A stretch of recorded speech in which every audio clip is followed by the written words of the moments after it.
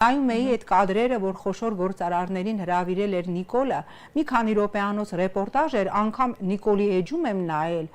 մարդիկ աչքերը չէին բարձրացնում եւ չէին նայում Նիկոլին, այնքան ստորացուցիչ վիճակում էին, հա, ասենց գլուխները կախ, հասկանալի էր, որ 99%-ը բերման է ենթարկվել եւ իրան դիսկոմֆորտ ազգում եւ միակ հրճվագինը, որ սենց այն նիրվանայի վերջի դան վիճակում, սենց ինչպես կնայեր Շեքսպիրի Ջուլիետան Ռոմեոին, Նիկոլին նայում էր Սասի արտակը, անենց էր նայում, են ասում են ոնց որ սենց լրիվ սենց մի հատ մեդիտացիայի մեջ տեսել էր իր երազանքների մարմնացմանը, բայց ինչի նպատակ ուներ այդ հանդիպումը երկու խնդիր էր լուծում, որտեղ շատ մեծամտահոգություններ են նաև խոշոր բիզնեսի մեջ Ռուսաստանի սանկցիաների հետ կապված, հա,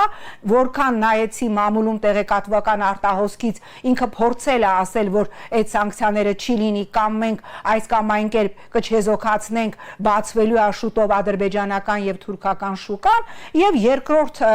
թիրախը, որ լուծում էր այդ հանդիպումը, որի ժամանակ սենց գլուխները կախած,